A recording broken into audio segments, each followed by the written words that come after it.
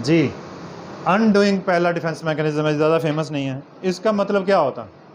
अच्छा, ये defence mechanism होते क्या हैं? ये आपको एंग्जाइटी से बचाने के लिए होते हैं।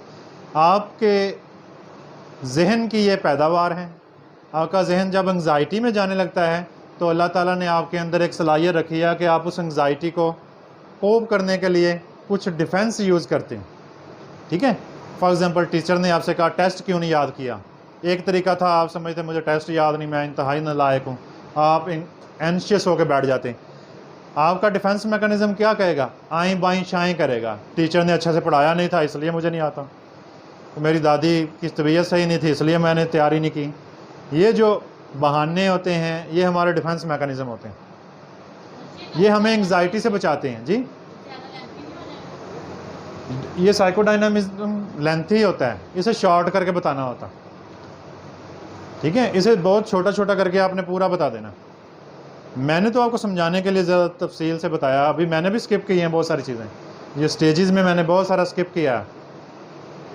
ठीक है, अनडूइंग में ये होता है जैसे कि आपका कंप्यूटर ऑप्शन देता है आपको कि कोई चीज़ आपने टाइप कर दी, वो गलत हो गई है, आपने डिलीट कर दी, अब आप दोबारा लाना चाहते हैं तो एरो होता बना हुआ या ऊपर अनडू लिखा होता, आप अनडू करें तो वो चीज़ दोबारा से आ जाएगी। ठीक है, जो चीज़ आपने डू की है, जो काम किया है, उसे फिर आप अनडू कर सकते हैं। ये डिफेंस मैकेनिज़्म हमें एंग्जाइटी से बचाता है। फॉर एग्ज़ाम्पल, एक माँ ने बच्चे को लगा दिए, थप्पड़ लगा दिए, मार दिया, बच्चा रो रहा है। अब माँ के जहन में क्या आया कि ये मैंने क्या कर दिया। वही माँ जिसने खुद मारा है वो फिर क्या करती है, अपने बच्चे को गले लगाती है, आखा मेरा बच्चा, अनडू करती है। पहले मार दिया, अब प्यार हो रहा है, अनडू कर रही है, जैसे मैंने तो कुछ भी नहीं कहा या मेरा तो ये मतलब नहीं वो मतलब नहीं। हम ऐसा करते ना। मैं इस डिफेंस मैकेनिज्म को बहुत यूज़ करता हूँ। मैं अपने स्टूडेंट को पहले एक एहसास दिला देता हूँ कि तुम अच्छा नहीं कर रहे, तुमने पढ़ा नहीं, तुम ऐसे। बाद में फिर मैं अनडू कर देता हूँ कि आप कर लेंगे, आप कोई मसला नहीं, कोई इशू नहीं। मीठी मीठी करके बाद में उसे अनडू कर दिया जाए। बच्चे में एक तासुर आ जाएगा, एक खुशगवार तासुर भी और एक नागवार भी। तो ये मिले जुले तासरात बच्चे को मोटिवेट करेंगे पढ़ने के लिए। पता नहीं आप पे ये लागू हो रहा है या नहीं। उसके बाद है प्रोजेक्शन। प्रोजेक्टर क्या करता होता? वो एक इमेज को प्रोजेक्ट करता है ना दूसरी जगह पे। प्रोजेक्शन एक डिफेंस मैकेनिज्म है जिसमें हम एंग्जाइटी से बचने के लिए कॉन्शियसली अनकॉन्शियसली अपनी फीलिंग्स को दूसरे पे प्रोजेक्ट कर देते हैं। ठीक है, अपनी फीलिंग्स क्या? फॉर एग्जांपल, आपको सना से कोई इशू है तो आप कहें कि मुझे तो सना से कोई इशू नहीं, सना मेरे खिलाफ है। अपने अंदर की फीलिंग्स को दूसरे पे प्रोजेक्ट कर देना। जैसे मदीहा है, मदीहा के जहन में आए कि ये चीज़ सर ने गलत बताई या ये चीज़ सर ने सही नहीं की, तो मदीहा कहे सना सर ये कह रही है कि आपने ऐसा किया। अपने थॉट्स सना पे प्रोजेक्ट करके बयान कर दिए जाए। ठीक है, या फिर कोई पर्सन आए, साइकोलॉजिस्ट के पास अक्सर लोग आते हैं तो वो क्या कहते हैं, हमारे पास आके वो कहते हैं सर वो मेरी एक कज़न है, उसे ये इशू है। इशू खुद का होता है, कज़न पे प्रोजेक्ट करके इससे एंग्जाइटी कम होती है कि मेरी साइड से रहे। ठीक है, समझ के बाद इवन दैट गाड़ी में सफ़र करें तो कोई ना कोई बैठा होता है, सर एक बात पूछनी थी, हमारे एक दूर के रिश्तेदार हैं, उनमें ये इशू है। ठीक है, वो दूर के रिश्तेदार वो खुद भी हो सकता है। तो इंसान इसमें प्रोजेक्ट करता है अपने अंदर की चीज़ दूसरे के साथ। हमें एक वाक़या बताया जाता है, एक बूढ़े बाबा जी और बूढ़ी अम्मा का, उनके बच्चे मैरिड हैं, उन दोनों की आपस में लड़ाई होगी।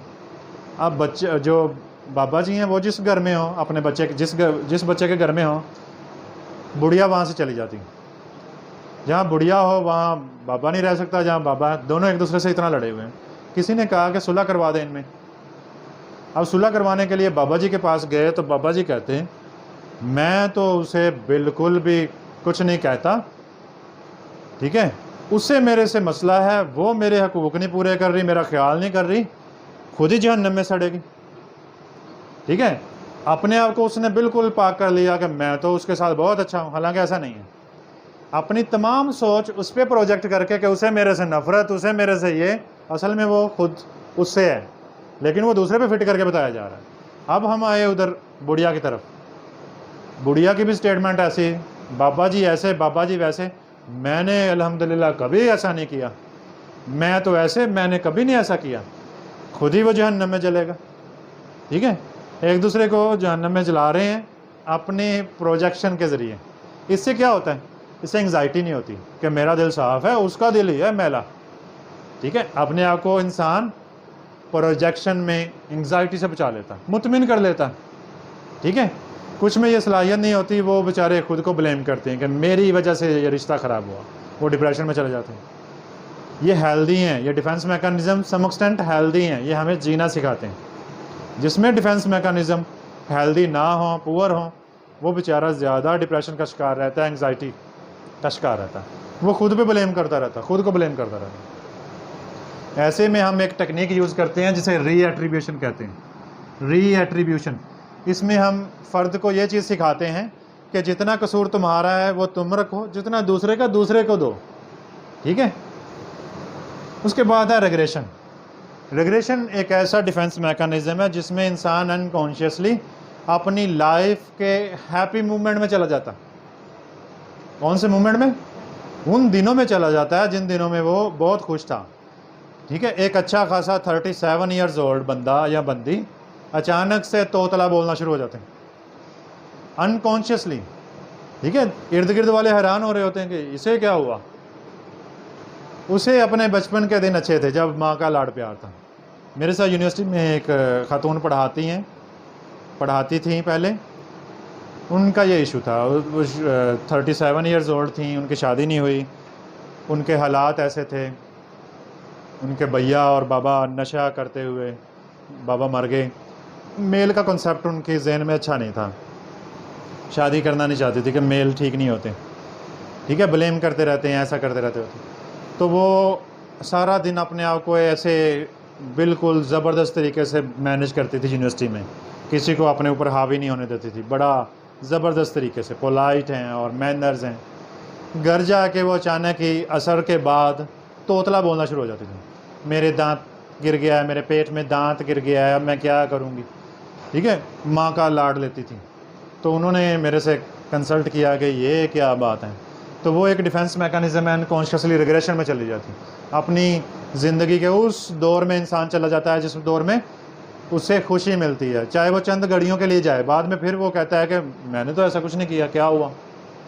समझ के बाद ऐसे ही कोई बूढ़े बाबा जी अचानक से वो जवानी वाला बिहेव करना शुरू कर दें, या जवानी के किस्से बयान करना शुरू कर दें कि जब हम जवान होते थे ऐसा ऐसा हम पैदल चला करते थे, अब तो कुछ भी नहीं, हम ऐसे इतना वज़न उठा लेते थे, ये वो। ठीक है, तो ये सारा का सारा, इससे इंसान एंग्जाइटी से बचता है। अपनी अब की दर्दें जो हैं वो रिलीज़ करने के लिए, रिलीफ हासिल करने के लिए वो जवानी का तस्करा कर रहा है। इसी तरह से रैशनलाइजेशन है। ठीक है, इसमें इंसान एक अकल पेश करता है, लॉजिक पेश करता है अपने अनएक्सेप्टेबल बिहेवियर को। इंसान ने कुछ ऐसा किया और फिर उसमें क्या करता है, दलील पेश करता। अब इस पे मैं आपको एक मिसाल देता हूँ। आप पेपर कर रहे हैं और आपने पेपर में चीटिंग की, और किसी ने आपसे कहा कि चीटिंग करना बुरी आदत है, आपने ऐसा क्यों किया, और आप जस्टिफाई कर रहे हैं, क्या टीचर को चाहिए था वो पास खड़ा रहता, वो क्यों बाहर गया, इसलिए हमने चीटिंग कर दी। ठीक है, इसमें मैं अपने भांजे का आपको वाक़या बताता हूँ। मेरा भांजा छोटा, उसे बाहर नहीं जाने देते थे गली में, वो छोटा था, लेकिन वो मौका पाते ही बाहर जाता था। ठीक है, एक दिन उसने नया ड्रेस पहना हुआ था, बाहर कीचड़ था, तो उसने दरवाज़ा खुला देखा और वो बाहर चला गया। उसे पता है मेरी मम्मा मुझे मना करती बाहर जाने से। ठीक है, अब वो बाहर गया तो कीचड़ में वो गिर गया, सफ़ेद कमीज़ थी वो सारी भर गई। अब उसे डर है मैं घर जाऊंगा तो मम्मा मुझे रोक टोक करेंगी। तो वो घर आके उल्टा कोतवाल, क्या कहते हैं, उल्टा चोर कोतवाल को डांटे, मम्मा आप मुझे रोक नहीं सकती थी, देखें मैं गिर के आ गया। ठीक है, माँ उसे तसल्ली दे रही, सॉरी बेटा मैं आपको रोक नहीं सकी। ठीक है, बच्चे ने अपने आप को एंग्जाइटी से बचा लिया। ठीक है, इसी तरह हम भी अक्सर किया करते थे बचपन में, गिलास टूट जाना हमसे शीशे का, तो अब माँ का डर है, या तो उसकी डेड बॉडी छुपा देनी और कांपते रहना। ठीक है, और माँ को वैसे ही कांपने से पता चल जाना कि मुजरम आ ही, या फिर ऐसे करना कि कहना कि ये गिलास वहाँ किसने रखा, यानी कि गिलास रखा गलत गया था इसलिए टूटा। रैशनलाइज कर देना, लॉजिक दे देना कि मेरा कोई फॉल्ट नहीं, ये ऐसे था इसलिए ऐसे हुआ। Got it? अब और डिफेंस मैकेनिज्म बताएं, ये हेल्दी हैं, इंसान को ये एंग्जाइटी से बचाते हैं। सब्लिमेशन है, और कौन सा है? सब्लिमेशन और रिप्रेशन, और कौन सा है? रिएक्शन फॉर्मेशन है एक। सबसे पहले रिएक्शन फॉर्मेशन कर लेते हैं, अमल रद्द अमल होता है, ठीक है। रिएक्शन फॉर्मेशन, इंसान अपने अंदर की जो गुबार है ना, अपने अंदर का जो गुस्सा है वो लेस थ्रेटनिंग पे निकालता है, जिसका कोई थ्रेट ना हो ना उस पे निकालता है। फॉर एग्जांपल, हस्बैंड जो है वो बॉस से झिड़कें खा के आया, इंसल्ट करवा के आया, घर आके वो वाइफ पे झिड़कें करेगा, ठीक है, रोब झाड़ेगा। वजह मतलब किसी के इमोशंस, किसी का गुस्सा किसी दूसरे पे निकाल देना, किसी की फीलिंग्स किसी दूसरे पे उतार देना, समझ के बाद वजह क्या बनती है इसकी? ठीक है, हो सकता है कि गुस्सा किसी पे है और बर्तन फेंक रही है वाइफ या फिर खातून, समझ के बाद ऐसा करने से उसे रिलीफ मिलता है, उसकी एंग्जाइटी निकलती है। क्या आपको समझ आया ये? कि इंसान जिसके सामने बोल ही नहीं सकता, ठीक है, फॉर एग्जांपल किसी से झड़प होगी लेकिन वो उसका बॉस था या कुछ था, दिल किया इसे थप्पड़ मार दूं, नहीं मार सका, बाहर निकल के उसने बच्चे को थप्पड़ मार दी, बच्चे का कोई जुर्म भी नहीं था, उसे गाली भी दे दी और थप्पड़ मार दी। इसका मतलब वो वाली फीलिंग उसने उस पर निकाल दी, लेस थ्रेटनिंग ऑब्जेक्ट पे अपना गुस्सा निकाल दिया। Got it? अब आ जाते हैं रिप्रेशन में। इसमें ये होता है कि जो भी अनफुलफिल चीज़ें आ रही होती हैं एक्सटर्नल वर्ल्ड से, हम उसे रिप्रेस कर देते हैं, हम उसे सोचना ही नहीं चाहते, हम उसे दबाते रहते हैं, उसको फेस ही नहीं करना चाहते। कोई एक सानहा हो गया, वो सानहा हमारी लाइफ में बहुत ज़्यादा ऐसा था, क्रूशियल था, हम उससे निकल नहीं पा रहे, हम उसे रिप्रेस कर देते जैसे हुआ ही कुछ नहीं, वो फिर बाद में परेशान भी हमें कर सकता है, ठीक है। अच्छा, सब्लिमेशन में ये होता है कि इंसान अपनी सोशली अनएक्सेप्टेबल विशेज़ को प्रो सोशल वे में बाहर निकालता है। मतलब क्या हुआ इसका? फॉर एग्जांपल, किसी में सेक्सुअल थॉट्स बहुत ज़्यादा आते हैं, ठीक है, और वो क्या करें, वो शायरी करना शुरू कर दें, बड़ी अजीब किस्म की शायरी। अब शायरी में वो सारी चीज़ें जायज़ हैं, बल्कि उस पर इनाम भी मिलता है, ठीक है। या वो नुड पेंटिंग शुरू कर दें, पेंटिंग का नाम कह के अपनी सारी अंदर की फीलिंग्स निकाल दें। पेंटिंग्स जैसी भी हो उसे आर्ट गैलरी में लगाया जाता है, चाहे कपड़े पहने या पेंटिंग नहीं या नहीं, उससे उसने अपना निकाल दिया, अपना जो अंदर का। या फिर वो क्या करेगा, वो कंपेन शुरू कर देगा।